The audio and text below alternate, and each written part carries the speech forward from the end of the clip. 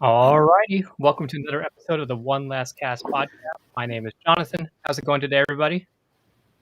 And my name is Merriel. How's it going, all you guys? Merrill, I can't hear you. Oh man, I wonder if it's me. yeah, it might be you. Can you guys hear me fine? It's probably me. So, anyways, I can't hear anything right now. So, Merrill, why don't you kind of take us away? Um, actually, before we get started, even though I can't hear anything, let's give a big thanks for our sponsors this year. We have 4A Printing. They do awesome work with these custom stuff like these buffs and towels that we have. Knock and Tail Lures been doing really great for me recently. And also, of course, DSKA, Dirty South Kayak Cleaners. If you're looking for a good place to learn how to do kayak fishing and just talk fishing, just go over there and join up. I guess to get started, Merrill, kind of set the mood for us. What is one of your favorite memories of 2021? Set the mood. All right, dragging your kayak in some mud. No, I'm just kidding. Something terrible. Now, yeah, my favorite memory. Hmm, it might not be in a kayak. So my favorite memory was actually me and my son. We actually went out fishing with a friend of mine named Nick, and Nick brought his daughter. And they were out fishing, and man, that dude wanted to fish all night. And I was like, man, it's getting dark, and he's like, one more cast, and he caught some fish too. I mean, they weren't big fish. I think they were hard heads, but he still had a good time. He was so excited. I think he liked to play with the bait more than catch the fish. But yeah, that was actually my favorite memory is watching him and Nick's daughter get along and catch some fish. And I don't know, something about watching kids catch fish that it's just an overwhelming feeling. I think my daughter caught a shark the year prior, and my other daughter caught a redfish. Actually, she was spoiled. My daughter, my middle daughter, she caught a redfish. Yeah, so yeah, man, that was my favorite memory is watching my son fish with have fun fishing, and he loves fishing. Yeah, that's awesome. And for me, I'm a this year I'm a new dad. Um, Jay, he's I think 6 months right now, and I'm really looking forward to hopefully him enjoying the water as much as I do. That way that I can have the excuse and just like let's go fishing, and we just go and have something that we can do together. So I'm definitely looking forward to that. Um, my favorite memory this year, actually, it's going to be. It was actually recently. It was in November. We Obviously this year the flounder season was closed, but that doesn't mean that you couldn't fish for them. So went out to one of my flounder spots, um, and we got out there early, and that tide was outgoing, and actually, I've thought that the tide was maybe a little bit too far gone to where we were fishing. Like the flounder would have moved out already. Um, and in the morning, we couldn't get anything. Maybe we got a couple specks and some rat reds. And as the sun got up and it got at the right angle where you could actually see into the water, up against these rock structures, I started seeing the flounder beds, fresh flounder beds just right there. Um, and I was like, okay, they at least at some point they were here. And then I started going further and further down. All of a sudden, I started seeing these puffs, just right in Oh front of yeah, me. oh And yeah. and it's just and then I could see them just flounder, just jetting off because it's so shallow and just basically just spooking them, and just going off in all these areas. And um, so I was like, they're over here. They're out on this edge right here. So I started working these edges, and with the way the tide was moving out between these rocks and stuff like that, uh, I actually figured they were on the outside, but in fact they were the inside. So that's why we weren't catching any flounder. They were just inside these rock structures and not on the outside where we were fishing. And I started working these edges again along the rock structure and started catching these flounder. And the water was so clear that I actually started seeing them eat the bait.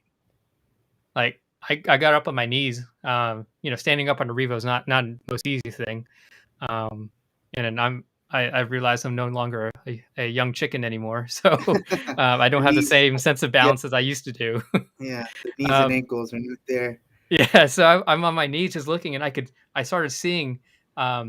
I saw two times the flounder would just come up, follow the bait, and I would just stop it, and it would come up and just suck it in. Um, and then I would just just set the hook out of the heck out of that flounder. Um, and then I came across where it started dropping off a little bit, and I pitched over and didn't see anything, and I was burning my bait back, and there's this 7.5 pound flounder just came up. Oh It wow. just came up, and it was literally like I could almost reach out and touch it. That's how close it was to my kayak. And I thumbed the. This is why I really like a bait caster in a situation like this. I thumbed the spool, or I released the spool, and it dropped down. The flounder followed it down, Oh, and I could see it along the way down. It just sped up and just ate it. It ate it and started. It like didn't even stop. It ate it and just kept going back out towards a deeper area. And I just re-engaged the reel and just set the hook out of it, and pulled up a 7.5 pound flounder. Um, nice. I've seen a lot of crazy things, out fishing, but that was really a cool thing to see, just a whole eat from a flounder. I've seen it with specks, I've seen it from reds, never seen it with flounder, so that was a first for me. Was Um, that at 24, 25? yeah, it was a very fat 24. So Mm, yeah, yeah. yeah. So Yeah. um, I still haven't busted a 10-pound flounder. yeah, You neither have know, I, and I think hopefully the flounder regulations that we had this year, with we didn't fish during, nobody could keep them heavy during the run. Hopefully, we probably won't see the result of that for a few years, but hopefully that would generate some bigger fish in the future, right. for us to catch. So, Speaking of the run, has the run happened yet? so unfortunately for me, the last two trips that I've taken for the flounder run, um, they were not as successful as I thought it would be, because we haven't had these cold to really push them and get them out and going.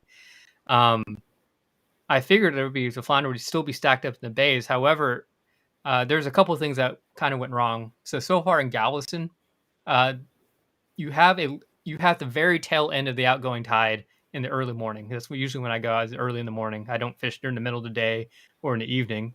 And because of that, the areas that I fish, they're kind of devoid of water. There's no water where the flounder would be. So they're not. I don't know if they're stacked up there or not. I've caught them. I've caught a few.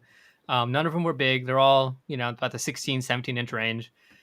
But I'm not exactly sure if they're still there or not. However, we do have what I think is our first major cold front coming in on Saturday.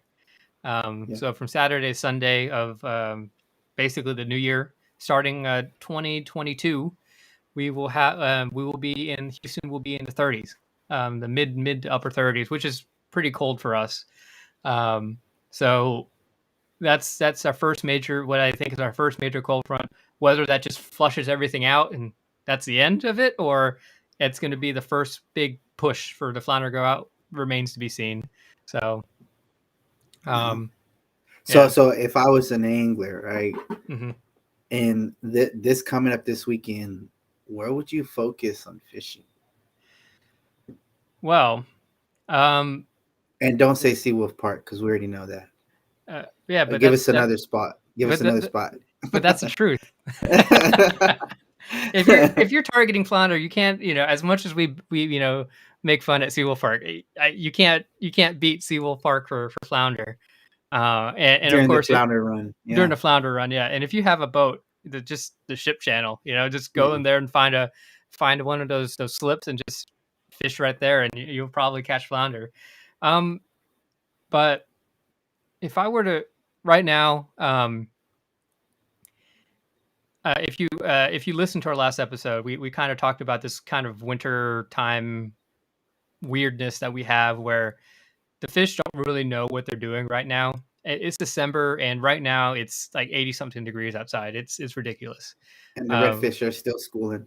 The redfish are still schooling. The trout are kind of like I even for briefly I think they kind of fell out of the fall mode because it's just so warm that Right. none of We're the still shrimp. no, we're still catching them on the birds, dude. Yep. Yeah, it's all weird. So um and yeah, so I still think that the upper part of the bay is the way to go. You have your chocolate, your Laporte, your Baytown, all up in there. Um, the fish are definitely up there, and they're waiting to be caught. Um, Personally, I've heard I haven't fished West Bay recently, but I've heard West Bay is kind of in a funk as well. So I would just go up to the northern parts of the bay and look for those flocks of birds because they're still, like you said, they're still working, and so you have easy targets out there to find fish. Um, but you know, what are your thoughts on pre-front fishing? Um, I love yeah, it. you hear that, you hear a lot. You look online and everything that, oh, pre-front fishing is the best. Um, what are your thoughts on that? I mean, I like any kind of fishing, man. Yeah, You might be asking the wrong person, yeah, but it definitely makes it a little bit easier to catch fish when the pressure drops right before front. Um, the bigger the front, it almost seems the more aggressive they get. I like it. There's certain areas that I like to fish before front. Um, Probably people ain't gonna like this, but I'm gonna drop some spots here real quick. So Cold Pass, right? So that's a good deep channel where these fish would hmm like to run into. There's certain areas in Cold Pass that when this big old front comes through, and we used to wade fish there at night. And Cold Pass is pretty big, but there are certain spots that it's really good coming in on a front, especially a cold front, because a lot of these fish they're gonna run deep. You know, if you got a spot, and it's all studying, right? You never know.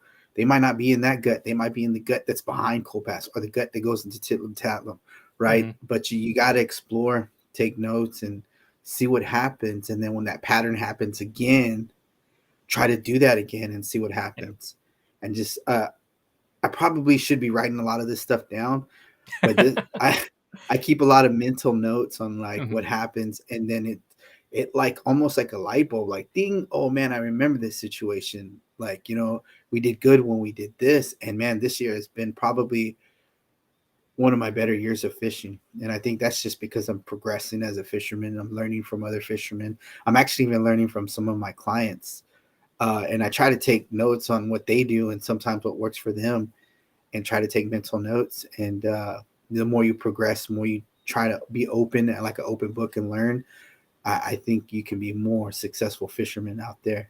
But one thing I do know is when these pre-fronts come in, or when they come in, they start blowing everything out. These fish start to migrate to these deeper waters. Same thing with rain.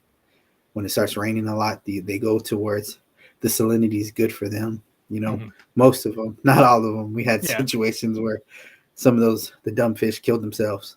yeah, yeah. But yeah, up north is real good. You're right. So we've been doing pretty good up north, but the north shoreline of West Bay has been pretty good.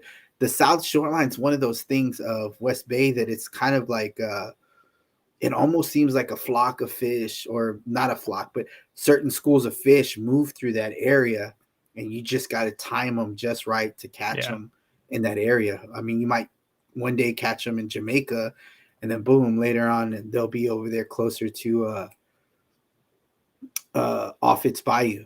Off its bayou. I probably shouldn't use that one. That was just a very unique area because it's Yeah. so deep there. But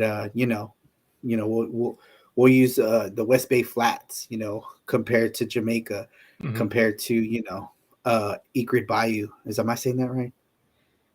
Egret I'm actually Bayou. not familiar with Eager Bayou, but Oh yeah, there's tons of coves there. You have Jamaica, you have Indian Beach, yeah. see, Severus Coast. No, Severus Coast is on the Bolivar. Sorry. What is you that have other a cove? Snake Island Cove. Yeah. Um, yeah, you have all those things in there, and I think you're right. I think that depending on how the ties and everything is working, of course during the summer, I think they're all over everywhere. Right. But I think as it gets closer towards winter, and I say that with air quotes, winter. Yeah. The fish kind of like right now, like we discussed before, the fish don't really know what's going on, and they kind of school up, and they're probably moving up and down these coves and trying to figure out what they want to do. Right. And so I think that may be the good reason why, and the exact reason why it's been so tough over there. Um, but you know, I think for pre-fund fishing, um, if you can do it safely, definitely do it. Back years ago when I was just young and dumb, I got off work and my buddy was like, let's go. Front's coming. The fishing should be good. Let's go. No, okay. So we went out and we were fishing these flats, and it was absolutely the most bonkers topwater day I've ever had. Like you could see this solid gray wall of rain like in the distance. It was bad, but the fishing was so good. You threw out, we were throwing out these Spook Juniors. We actually threw every single topwater that we had at least once. Wow. Like the skitter Just to walk. see if they hit it. Yeah, just to see if they hit it, and they would hit everything. So we were throwing the juniors, the big spooks, the one knockers, the Rapala skitter walks, some of these Walmart off-brand stuff that we had in our tackle box, and they would hit those. And these were like really nice trout too. Occasionally you get a couple dinkers in, but with the full-size spook size ones, Yeah, that's what I was just about to say that, man. So during those situations, I do throw the bigger baits, man. Mm-hmm. Like, because they're gonna hit anything. Yeah. So I throw the biggest bait that I have out there in that situation. Yeah. But tell us more about this. Yeah, man. yeah. What was your favorite, biggest fish? I mean, the most memorable fish that night. We caught the biggest one between the two of us. We caught probably 3 or 4 of them that were like 24 inches. Nice. And this is like every single cast, you would get blow ups. And you would either hook up or they would, they'll blow it up right as they came to the boat. And it was just nonstop action. We sized up to those. We eventually just started throwing just the big spooks because we got the bigger fish from those. And color didn't matter. It was just whatever. And then I reached into my box and I got these at Academy. They're on clearance for like $2, and I believe it's the Yozuri poppers, like these, a full size popper, not as big as a full size super spook, but not as small as it's not an offshore popper. Yeah, not an offshore popper. Yeah, it was a big bass popper. I actually have 2 of them. Justin sold me 2 of them. Yeah, and I actually caught a big fish on one of them. Yeah, and actually those fish right there, I caught on that day. My biggest fish came from those. What color popper did you use? It was like it was weird because it wasn't a single color. It was like the color changing chrome kind of color. Oh, okay. Yeah, it was like this weird brownish metallic rainbow color kind of thing that when you turned it, you could see it change color. But it was the coolest thing because I'd never thrown a popper before, and I would I just chunked it out there and I would just rip it back. Like I even know how to rip it, just because I didn't know what you're supposed to do. I knew what they're supposed to do, chug it along the water. But I just basically almost like hook set it back. But you hook set it and you just go boom, and just pop it out of the water, and then you just hooks. You just kind of give it and eventually I figured out it's the same thing. It's like walking the dog, just slight taps and it just makes a little bloop sound. Yeah, and they were just blowing up on it. And I forgot to mention, whenever we went out, there was a game warden at the boat ramp. And we were the only boat leaving. All these boats are coming in. And the game warden came over and was like, are you guys going out? There's a front coming. It's pretty bad. Yeah, we'll be back before then. Okay. So we did our fishing, and the fishing was so good right until the rain hit. Like the wind died down to nothing, and you could hear the rain coming. And then it went from like 0 to like 35, 40 mile an hour gusts. And we're in a John boat in the middle of the flats. And of course, like I said, I when they were young and dumb. Now I wouldn't do that anymore. But for us, it wouldn't be a John boat; it'd be a skiff. No. And we hightailed it in. Of course, it took us a little bit because we had the white caps automatically white capped. We were just going up and down. And we got back to the boat ramp. the parking lot for the boat ramp is empty. There's no cars there except for ours and the game warden. uh, the game warden stayed because they're worried about us, Yeah. and He's we like, came back. these crazy Yeah, kids went out. right. We pulled up to the dock and we tied off, and the game warden came up, opened the door briefly, was like, "You guys good?" He's like, "Yeah, we're good." Okay, and he just left. Didn't even ask about the fish or No, nothing. no, it didn't even check us. He just he's like, "Okay, you're good." You just left. Yeah. So that to me, that is every single time I go fish pre-front. Um, that's kind of my indicator of a good day. And I've actually never been able to live up to that day ever again during a pre-front, but that's kind of what I envisioned every single pre-front day. Oh man, I know today's going to be on fire. That's what it's like out there. I can't be out there, but that's what it's Yeah. going to be like. So yeah, if you ever have the opportunity to, I think that Don't get it's caught all by that front though. yeah, That's don't our get caught by advice. the front. Yeah. I've been in I think it was me, Alex, Jeremy, we were out fishing a tournament, and the front blew in, but it came in like 2 hours early. So I was planning to stop fishing. I mean, we're literally like maybe 50 yards from where we launched, but it came so fast and quick that it blew us.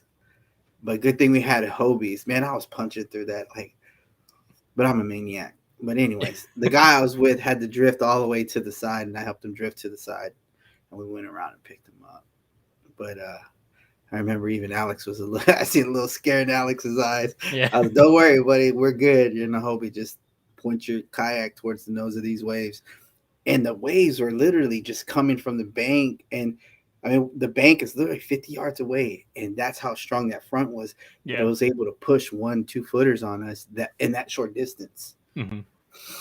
And but that just I can see that being a situation for some people that are a little bit more than 50 feet and 50 yards away, that those being further away, those waves are going to get bigger and more dangerous. So try not to get caught by the front. You see it coming, you'll see it in the sky. My recommendation is book it to safety, not what's more convenient or what's, what you want to do. I'd book it to safety first, the safest route to land first, because those fronts come in faster than you think. Yep, and especially with you in a kayak, you have to take in consideration a lot of other factors compared to a boat. Mainly, especially if you've been out all day, your legs or your arms may be tired from paddling or pedaling all day. I've been out there where the front came in a little bit quicker than I wanted it to. I was checking it, and finally I got on the fish. Of course, the fish, I got distracted from checking where the front was, and it sped up, and I was out on a drop off that it was probably about 3 miles from the launch.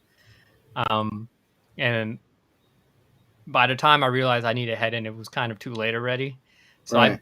I booked it in, and it usually takes me about probably like a 40 or so minutes to get back, 40 minutes to an hour, to go back to the ramp from work for about 3 miles. If I just continuously go there, it took me 3 hours. Oh man, wow. Mainly because it was a couple of things. One, I was heading north, so whenever the front came and changed wind direction, I was blowing straight into the wind, so that didn't help. Right. Also, it started flushing the water out with the outgoing tide, so the tide was like literally, if I stopped, it would go back, what felt like 100 yards. And of course, the white caps started picking up. So what I ended up doing is I went in. I would set a goal of distance where I would go, because I'm going as hard as I can pedaling. And my goal was like I would go from this house to this house, and Oh yeah. I would hide under their where their boat slip was, and just Right. hold on. That way I don't have to worry about keep pedaling and save my energy. Just sit there for a little bit, and then okay, I'm going to go to this house over here. So I went to that house, and I just kept doing that for about 3 miles. And I Right. remember I got to the boat ramp where I launched from, and I beached the kayak, and I You kind had of no like, legs. yeah, I have no leg. I got out of the kayak and kind of just fell, face first into the concrete. Uh, got up, wobbled my way to my car, and I just sat in my car for like half an hour. Like I didn't even back up. Like I just left my kayak on the ramp. Yeah, And I just sat in my car and I was dead. And I remember that, like, man, I should just load up and go, but I just couldn't. At this point, I had an SUV, so right. so I had to load the kayak on top of my the rack of my SUV, and that sucked. That's true grit right there, brother. Yeah, That's true grit. yeah, But yeah, I've been in situations where like, man, cursing myself like I should have known better, man. I should have yeah, known better. Jay brings up a good point. Always plan ahead. Yep. Uh, yeah. and some man, it's just sometimes these weather. Don't trust the weather channels. Trust your Oh instinct. yeah, yeah. You see something coming, and you're like, man, that storm ain't supposed to be here for another 2 hours. It's That here now, storm's not. so Yeah, yeah. Right, right. uh, But man, I could go on about stories being caught. You think yeah, I'd learn by now, but anyways. yeah. So I wanted to talk to you specifically about wade fishing. Okay. I was actually my first experience with fishing. I think I was maybe 4 or 5. I was young, and we actually went wade fishing the old CP&L plant in Corpus Christi, Hmm. and it was during the winter time. So my first fishing was cold in winter, and what happens is these turbines are in the water. Yeah. So the water's warm, right? Right, right. So it Yeah, heats up the water yeah. and it warms a big area of water. So these mainly we focus on trout, but sometimes we'll catch redfish. But it's mainly big trout would come back in there and we'd catch big trout. And my dad would take us sometimes go catch bait, and then we'd go fish that. And then sometimes he'd use artificials. I think back then artificials was cheaper than live bait. It still might be that way. Eh, Well, it was cheap. I buy so much artificials. I That think might not be true, my right? wallet may disagree with that statement. So Probably. But yeah, so like share an experience of wade fishing and the do's and don'ts of wade fishing. Because I the reason I bring it up is because I've been getting a couple messages that, hey Merrill, have you ever wade fished, and what would you use, and why would you prefer wade fishing over kayak fishing? Me, I was like, well, I prefer kayak fishing over wade fishing, but actually, I just like fishing. It really doesn't matter. so But if I can, I'd stay in the kayak. yeah. So one of the reasons why I got my and I told the story in the previous episode why I got my kayak into kayaking, but I did find that another reason why I felt like it was good to get a kayak is to get to areas where you're normally not able to get to otherwise. Um, and one thing I normally do, whether it's winter, summer, whenever, if I'm fishing a new area, so generally, unless I'm fishing in like, if I'm fishing drop offs and whatnot during the winter, um, I find these shell reefs, and one way you can locate that is by looking on Google Maps, and you find these dark areas in the water. I think our second episode we talked about how to find these fishing spots. Um, so you find these areas that look interesting on Google Maps, and generally I look away from the easy places that you can get to. Whenever I get there, um, I will cover a lot of water with the kayak, but then whenever I really want to hone in on the fish, I will hop out. And there's nothing better for me to learn an area than to hop out and kind of feel with your feet what's on the Mm, bottom. So you can walk around. Okay, there's shell here, and you can kind of, okay, there's a shell reef right here. Oh, look, it goes from shell to mud right here. There's or that it drops transition, a little bit, or it right? drops. Exactly, you can feel that drop off. Um, this is that drop off. This is where it changes, and you can keep that, or you can even find something that you can't. It's very difficult to tell because these satellite maps are outdated sometimes. So you look on Google, um, you can find those potholes. There's this really big pothole right here. So next time I come out, maybe I'll cast into that pothole a couple times. Maybe there's a fish sitting in it, and you have an idea, where all these things are. And then, um, and especially like whenever the either the current is ripping or the wind is windy, sometimes it's just very difficult to stay in your kayak and fish an area effectively. So I'll hop out, stake out the kayak, and then I can, you know, get myself situated where I can work with the wind or work with the current, instead of just having to constantly keep fighting it. Right. So those are the one reason. Yeah, I still consider myself a kayak fisherman, but the kayak is a tool to get to better wade fishing spots, I think. Right. Right. Is there something So to like feeling the water around you, feeling the yeah, warmth, the cold? yeah, You know, it's kind of you kind of you're feel like in. one, like Yeah. with the water, Yeah, like yeah. you feel like You water get yourself. you get in the fish's element. So There you it, okay. There you go. That's the yeah, word what's I'm looking. the You're good at what's the saying? To catch a fish, you need to think like a fish. even no. You have to be a fish, so You you get to gotta be a like fish. make your start swimming in the water, running from other fish. No, I'm just kidding. Yeah. Jumping like a mullet. No, but yeah, yeah, man. I so I mean, when I wade fish, Mhm. one of the things my dad taught me, first thing he taught me was you shuffle your feet or you're gonna get hit, even though it's Yeah. wintertime. You know, but wintertime stingrays do something else. But it was a practice that he taught me, even in the wintertime, just to shuffle your feet. And back then, man, I went. You know, it was cold, and you still had blue jeans on, and maybe like a sweater or whatever, and we'd still get in the water. I remember getting in the warm water, like, oh man, this feels great. But then on the walk back to the vehicle, it wasn't so great. Yeah. Because Yeah. you, but like, what kind of gear like you recommend now? So Like good waders, thin waders, neoprene, thick ones. Do you clothe underneath? You know, stuff like that. yeah. So this is kind of one of my favorite topics to talk about because Merry it's Christmas. No, I'm just kidding. uh, so and actually it kind of has to deal with Christmas. So next year, after you listen to this, next year you have an idea of what to ask Santa for. So that way, um, I mean, it may actually be a really good pair of socks. So, um, so for whenever I'm kayaking and fishing, and of course I only have I have I have one waders that I wear regardless whether I'm walking in or I'm kayaking. Um, and I know I'm gonna get whatever flack from people. I do wear my waders while in the kayak, and the reason why I do it is because I have tested. I jumped into a pool with my waders. As long as you have a belt and with the PFD, which I always wear my PFD regardless whether I'm wading or not, um, that I've been comfortable with the situation where I can to um, get myself to safety.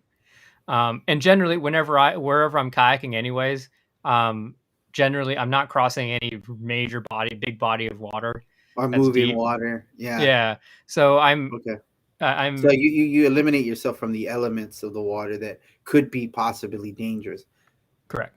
Okay. Um, so for me, I do wear my waders in my kayak, and I'm not saying that I eliminate all risk, Right.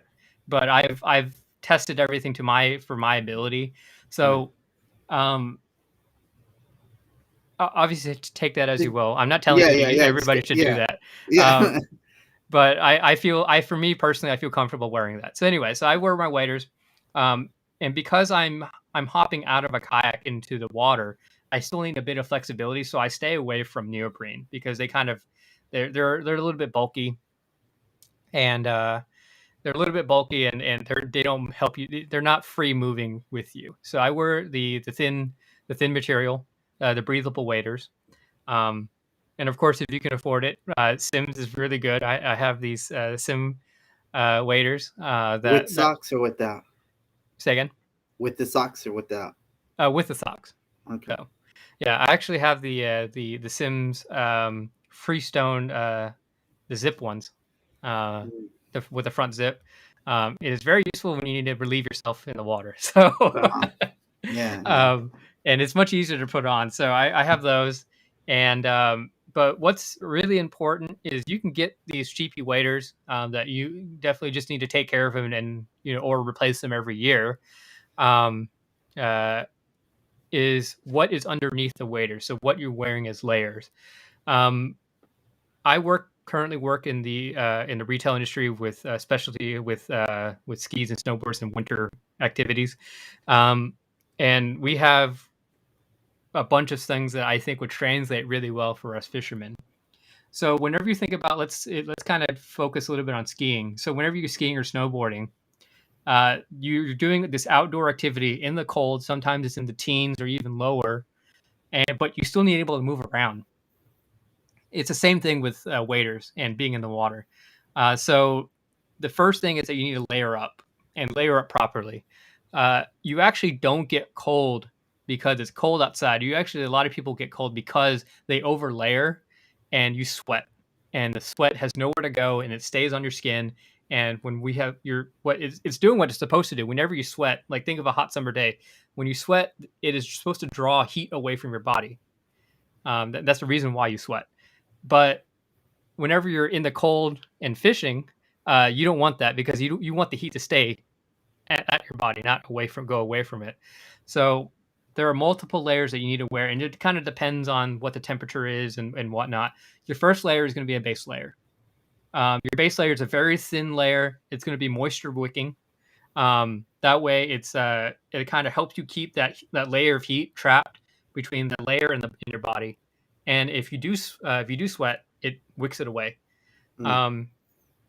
And then you either go to your mid layer, which is another kind of a middle layer to help keep the the heat in, or you're going to go to your outer layer, which is usually, in this case, I have a Sims wading jacket. It helps block the wind. It is water repellent. It is also breathable. That way, the sweat has somewhere to go and it can go out. But you definitely want that extra outer layer so that whenever you get splashed, you don't get wet, and you have that layer of protection, especially the wind too, because that can be, if it's really cold outside and you have like even a slight breeze, that can make it feel like much colder than what it actually is. So I think those three layers, understanding on how your body operates. Some people operate colder, some people operate hotter, but having these light and correct layers is more important, even think, than the waders itself. As long as the waders keep the water out, you're fine. So it's just buying all the correct layers to have and in keeping yourself warm. So so keeping your core temperature at the right while wade fishing is important, especially if you're fishing in cold water. Yeah, is that correct? Yep. There's a bunch of really cool technology and gear out there. Columbia, they make some really awesome technical clothing. They have their AFCO, like to throw that one out there. AFCO, yeah. Really good. They have They some got really good stuff fishing as well. clothing. Their Reaper, like that's one of my favorite things I wear. Yeah. Is that Reaper because it's got technology in it where it feels real light, but it also keeps your body warm. And it's not as thin as the shirt I got on, but it's not as thick as the cotton shirt you got on. Yeah. It's and it keeps your body warm. It's a good undershirt. And then obviously I peel off once I get a little too warm. Yeah, I mean, because we have that weather here where it's like, man, it's like 50 degrees or 40 degrees in the morning, and then by noon it's like 80. It's like, golly. Yeah. We haven't got that experience where it's cold and it stays cold. Yeah. And actually, you do bring up a good point. And I feel like I should bring it up. Layer, but also be able to shed the layers as it gets warmer. Right. Whenever it's like 40 degrees in the morning and it's going to be 70 or 80 later in the day, you don't want to be wearing what you're wearing in the morning because you're going to burn up real quick. So Stacy says 4 seasons in one day. Yeah, that's basically how it is right now. Luckily, it's not raining, but I think, Jonathan, we got some questions. I know we're probably not going to finish our review, but I mean, we got some pretty good questions out there. Might like to get to answer some of them. Yeah. Let's, man, I'm totally like doing your role. What am I doing here? But yeah, man, let's try to answer some of these questions. Yeah. Thank you, Jay Lee, for joining us. Jay Lee always gives great advice. Recommend you guys listen to what he has, the advice he gives. He's a good part of us, part of our group here. So Oh yeah, and thank also you for he's joining us, Jay.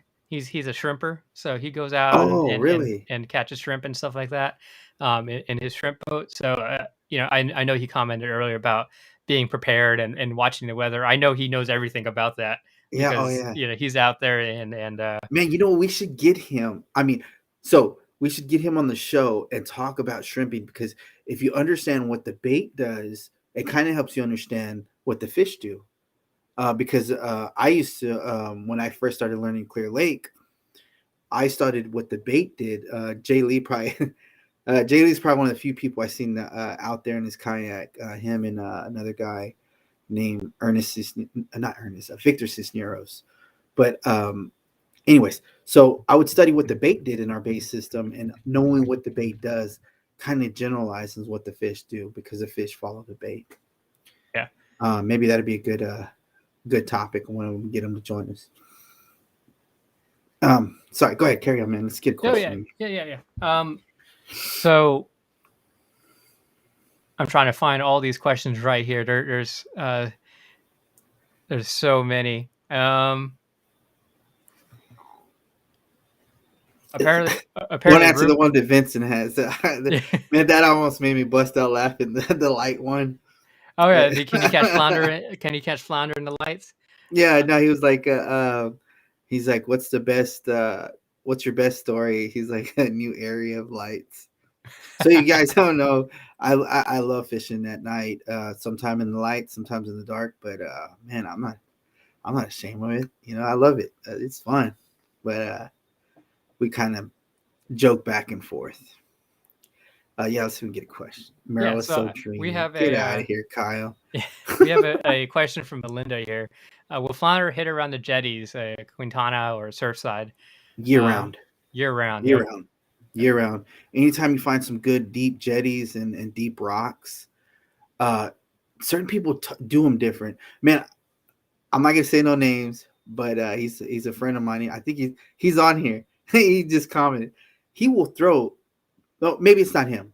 He will throw bait like right there where the rocks are at, and everybody's like, man, ripping it out there for flounder, and he's just tossing that mullet or that bait just right by the rocks, Hmm. and boom, he usually catches the biggest ones. Yeah. Actually, if you go on YouTube, I do have a video of me catching flounder up in Galveston, up on the rock groins there, the little Yes. jetties that go from the beach. I was using live croaker. I was trying to catch trout, and the water was like super clear, and the trout weren't around, or or they may have been leader shy. Who knows?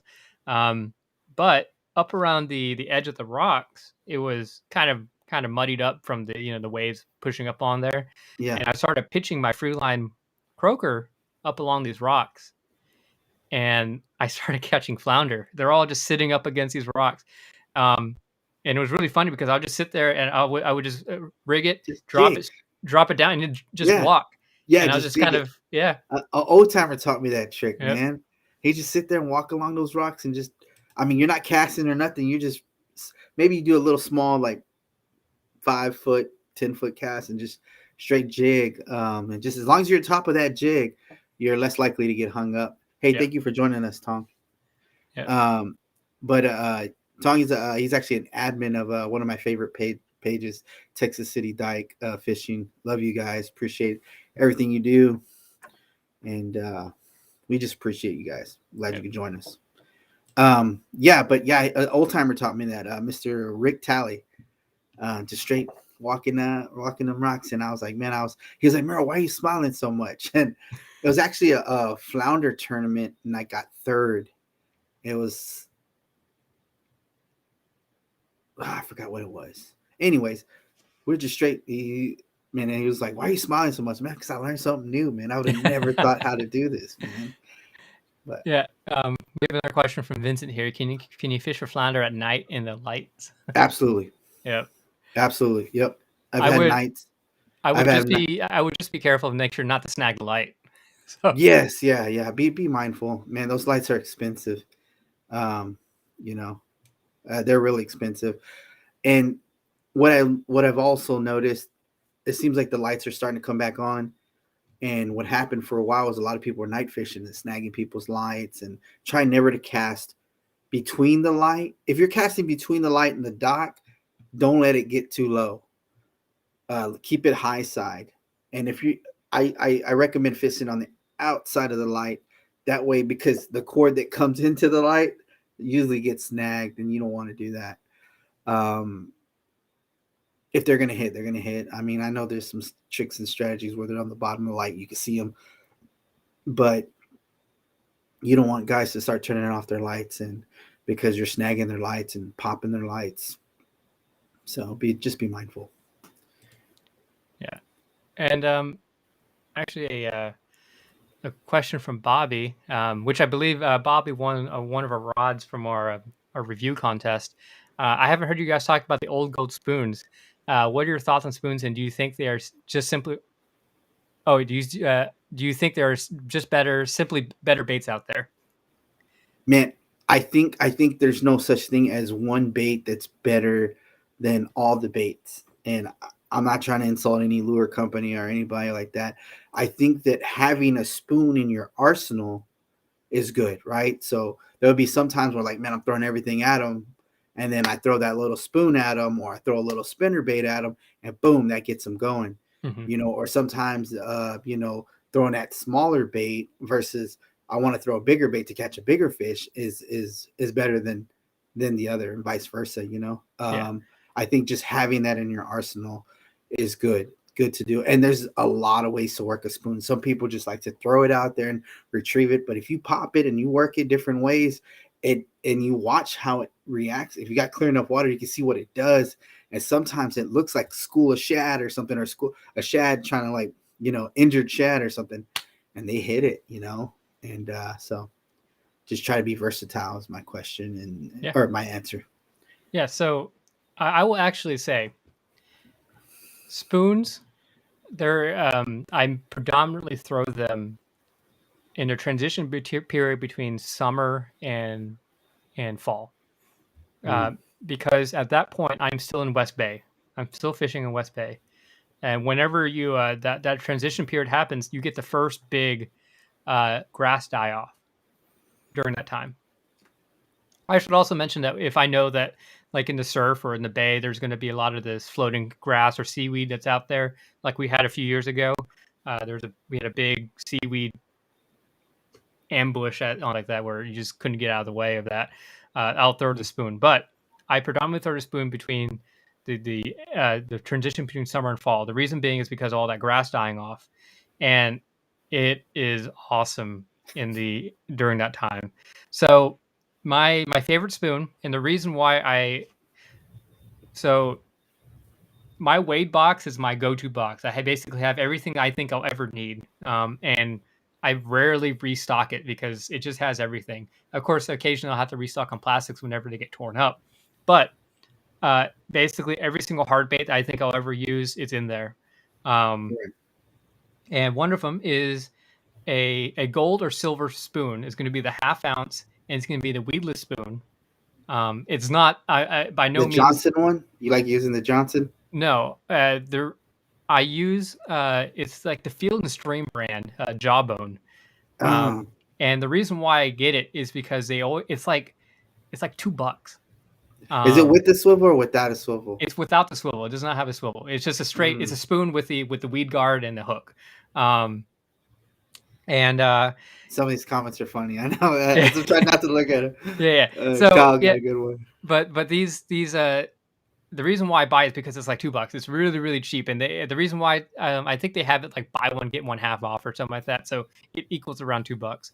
And because these spoons, they're gonna get corroded real quick. I should wash my stuff after each trip, but I don't. So it just kind of sits in there and corrodes, and I'm like, okay. I just toss it out and get another Yeah. one.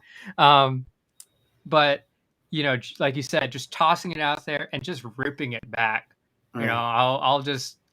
I'll work it real quick, but I'm just popping it every single time, and it's really cool to see because you'll have, especially if you work it on the surface, you'll see those fish turn.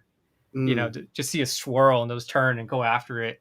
You ever do that in the summertime when we go to that transition from the spring to summer and the surf is hot?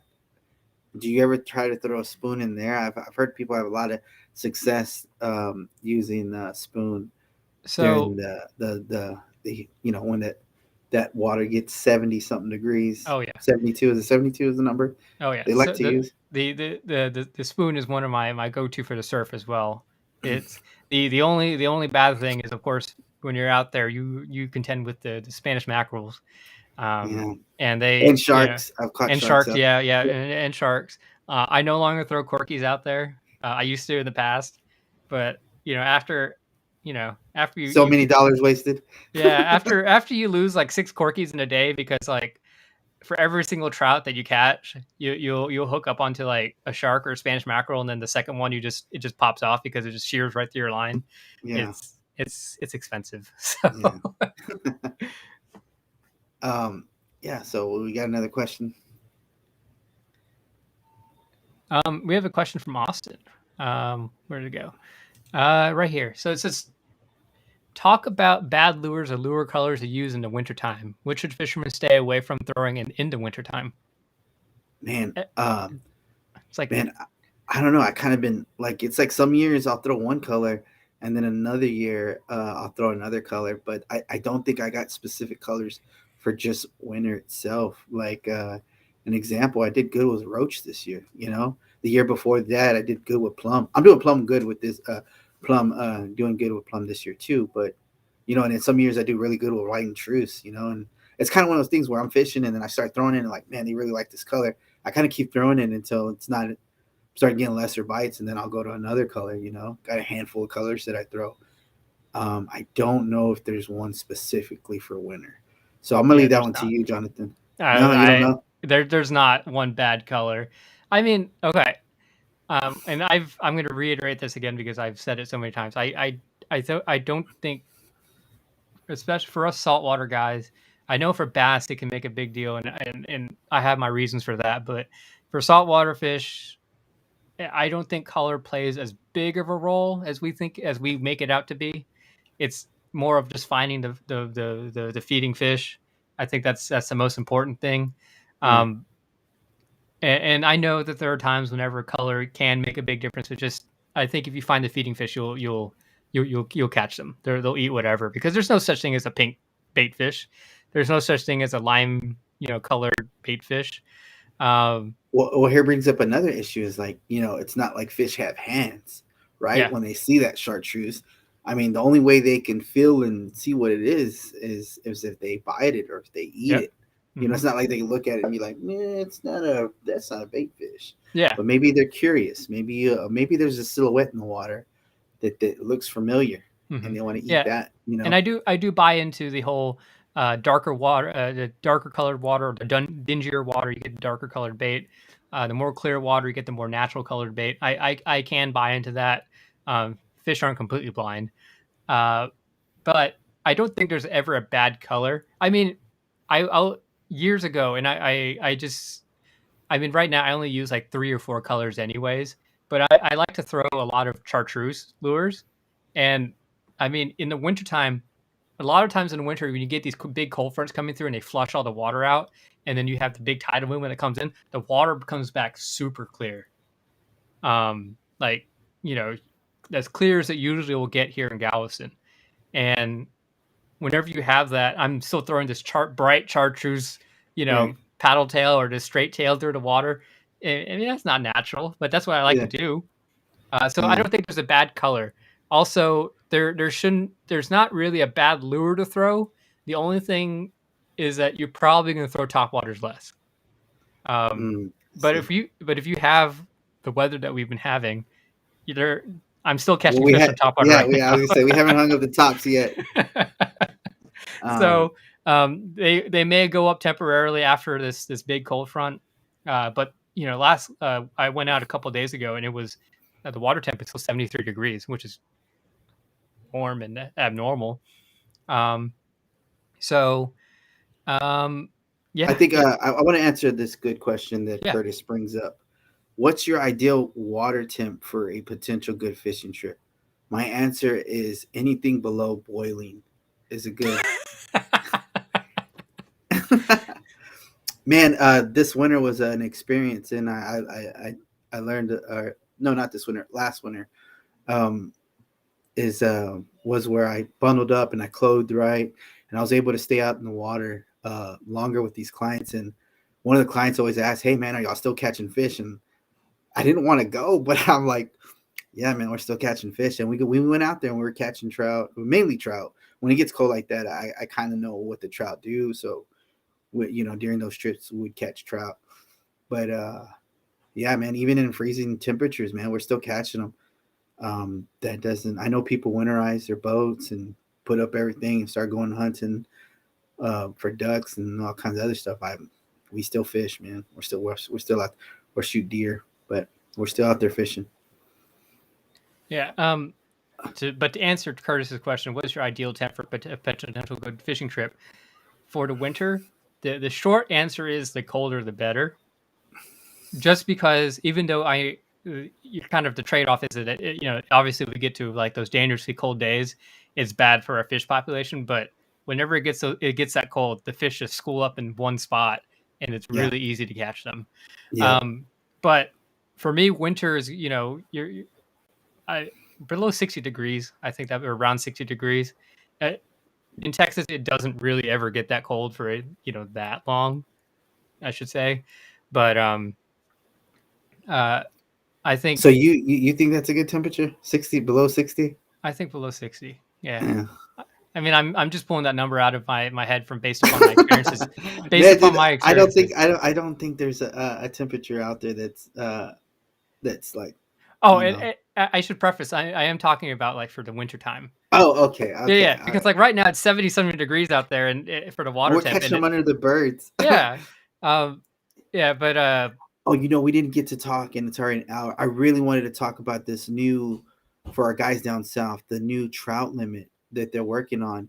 oh yeah. And what I'd like to know what you guys think. I got an opinion. Do you have an opinion of the 17 to 23-inch trout, three trout for I believe the low right below us, pretty much right below us and down Galveston. I'm thinking, what is it, Matagorda and down, right? Yeah, I forgot there's a road that they have that kind of that's their line, but yeah, it's basically Matagorda and down. So What do you think about that I definitely want to talk about that. I know it's the end. I know we got a lot to say, but I really wanted to talk about that. yeah, I haven't looked too much into it. I've seen the headlines and I've read a little bit about it. But to recap, they're proposing Texas Park and Wildlife is proposing a slot limit for trout in the lower part of the Texas coast, 17 inches to 23 inches, and going from a 5 fish limit to a 3 fish limit. Um, and I have mixed feelings about it. I do think it would be good for the trout population because whenever you impose limits like that, it would be good for that. Theoretically, should always be good for the trout population. I do feel for the people, and this is my reservations. I do feel for the people who like to keep fish. I normally don't, so I don't really care one way or the other. But for the people that do, it's another blow for them, and Right, I do feel bad about that. Um, and of course, the whole a lot of people are talking about whenever these new regulations come up, they never revert back to the old ones. Which right, right, right. I haven't been. I'm 30 years old. I haven't been on this world that long compared to some of these old timers who've been here forever. Mm, And but based upon what I've seen, I've never seen them revert back to a new rule. right. Like I've seen the Maybe this we flounder one is one of them, right? Are we gonna change back on the flounder one? I Or you have think no it's gonna be like idea. that again? Yeah. Yeah, but like growing up, I remember the flounder limit being 10, Right. Right. and Yeah. now it's 5, and now they've closed it to during the flounder run. So I can Uh, definitely see where people would be very wary of something like this because especially if they like keeping fish. This is uh, not. not a The good thing thing is, for them. I don't. My thing is, where are they getting these? Like, because like for us up here, I know I was one of the votes that said, or when they asked me, or when people asked me, what were you for and against the 5? And I was like, man, I really don't need 10 trout, regardless of what Austin says down here. But I mean, I don't need. I'm okay with 5, right? And it's helpful and everything. But when we go down to like that was more of a choice, right? And I Yeah. wonder if this decision is a choice for the anglers. But usually when they ask, it's already set in motion. I Yeah. believe they're Yeah. gonna do it. I don't know why they're asking us, but I feel like when we go to Corpus, dude, there's no shortage of trout. I mean, some of these guys that are on here that book me, I mean, we're literally catching them, but these are spots that years before we weren't catching them. So I don't really know if they got these set gill nets and they're like, hey, they didn't pass through here. This is our fish count, and that's it. And that's I kind of feel like I don't know enough to speak on that. But what I do know and I can speak on is every time I take clients in Corpus, it's lights out. Like once I find them, it's just cast after cast after cast, and it's lights out. Dude. We just keep, and these are not just dink trout; these are keeper trout. We're catching 23s in the mix. Sometimes we get an over, but I don't know where these they're getting these numbers from. Yeah. Um, And it's something that I think that it's always going to be controversial no matter what, because you read these reports, and like for snapper, I there's a whole contingent of people who believe the snapper rules are unfair. I do. Eh, I'm one of yeah, them. okay. I do. Yeah, and like I don't have an opinion because I'm not as informed on it, but and of course I don't go and catch snapper either. So Yeah. but there are definitely people, and maybe you're one of them, who believe that some of the surveys that they do, they're not exactly a representation of what is going on. Right. And I think that's something that I actually believe that that is true. And maybe there's ways for us to kind of either have our say and hopefully maybe get them to be more transparent about their survey practices. Um, but like I said, that's just my some of my thoughts I have on it. Yeah, man. I feel like, man, it's I don't know where they're getting these numbers from. And I don't maybe it's just a choice. They're asking for people's choice, but I mean it's good for like you said, it's good for the trout populations. I just don't know what brings, hey, look, let's change the rules. You know what I mean? Yeah. Like all of a sudden, and it's like, well, why are we changing our rules? Is there a shortage in trout population? Maybe where you guys, or the guys you're getting your intel from, maybe they're fishing the same damn spots. Well, I believe fish move. They're not going to be in the same spot they were last year or the season before or different seasons. Are they getting wrong numbers? I mean, it opens array questions for myself. Do I think there's a shortage in trout in Corpus? My answer is no. And from my experiences, every time we go down there, it's lights out for us. You know what I mean? Even Aransas Pass, Corpus. But then again, I'm not going past. I'm kind of in an area where there's deeper water transitions. Maybe they're doing counts on shallow waters transition, like the lower lagoon, like the Baffin Bay area, where it only gets deeps. They don't have big guts like you would in Corpus. Hmm. Like you have to ship channels. I guess that just brings a lot of questions for me. I don't know. I think Jay has some very strong opinions about this topic. Oh, he But does. yeah. um, Yeah, if you want to see some of the comments that people have, just go to facebook.com/one last cast podcast, and just you can watch our live stream here. Some of the comments here are gold. um, Yes. Yeah, they're but pretty funny.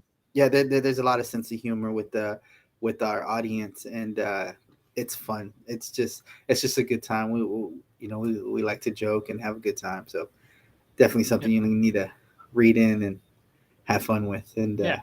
So let's answer one more question, okay, um, cool. and then let's choose Tina here. What's your game plan for tomorrow before this cold front? So I will be out there. My game plan is to put the kayak in Just the water. just give us a spot too and what time you'll be there, and we'll meet you there. Okay. Seawolf Park, sun up. We'll be there launching the kayaks from the rocks. We're just gonna kind of sled down the rocks like there's snow. My game plan would be, so right now, as I mentioned earlier, with how the tide is, we have we're at the tail end of the outgoing tide in the morning. Um, so unfortunately, that kind of limits a lot of not limits, Oh, but so you okay? That really narrows down where you're fishing at. Your tides. Because I was looking at the map earlier, I was like, "Oh, that's where you'd be fishing." Okay, we might see so, you out there, bud. yeah. Unfortunately, I'm not able to go tomorrow, or else I would. Oh, okay. But yeah. So you in Galveston, we have, and you're at the end of the outgoing tide right now. I would be targeting some of these deeper areas that come up to the flats. The flats the fish probably won't be up on there right now. They'll be pushed off into that deeper area. That's where I would be fishing. Um, a couple days ago when I was out, and I say a couple days ago, I actually think it was yesterday. So yesterday when I was out, they were, I was just, hold up against this rock structure and just fishing this drop off and letting the current kind of do its thing. Um, and they weren't like in the 14 or 15 foot where it drops off to. They were in the 4, 5, 6 kind of 7. area. Yeah, Yeah. they're just in that drop, and I was just that's where I would work. So find these flats where they normally would be when the higher tide, and I would even go out to say right now it's not winter. Even though the fish yesterday that I caught were kind of in a winter pattern, it's not winter. Kind of fish it like you would in the fall.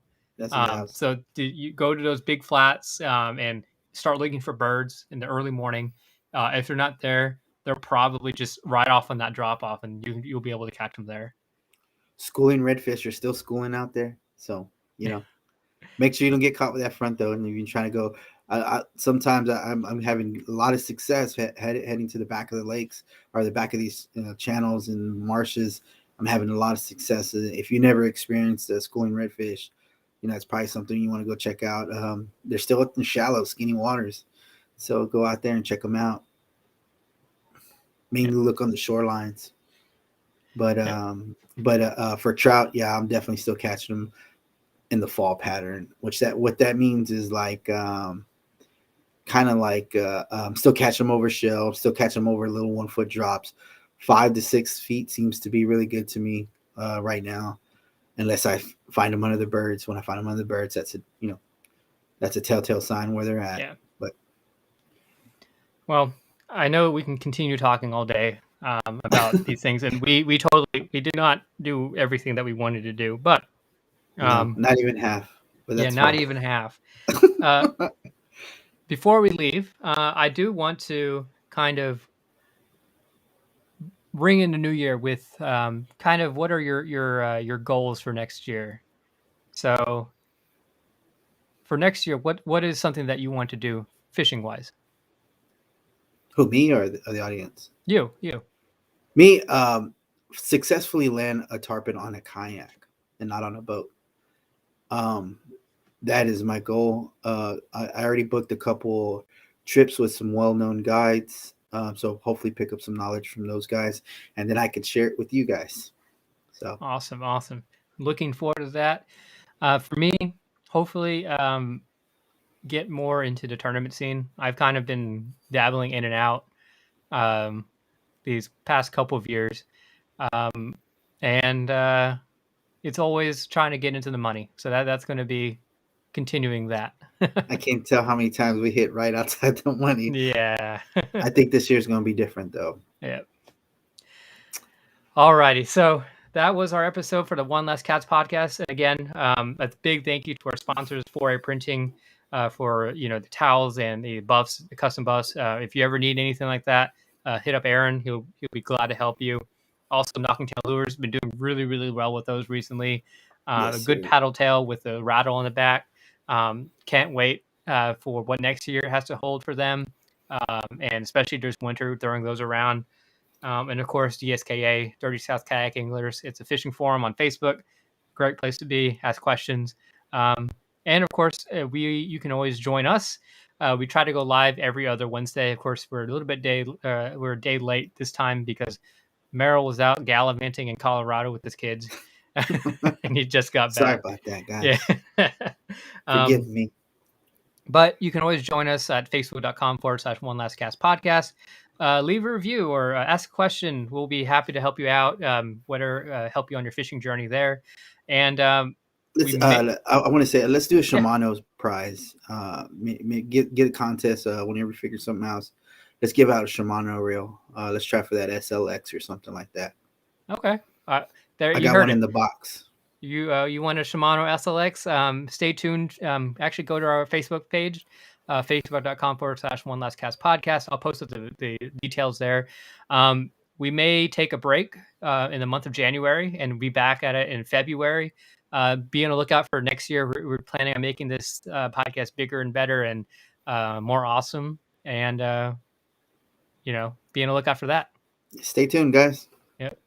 All right. So that's One Last Cast podcast. Y'all guys have a great day. Happy fishing and Happy New Year.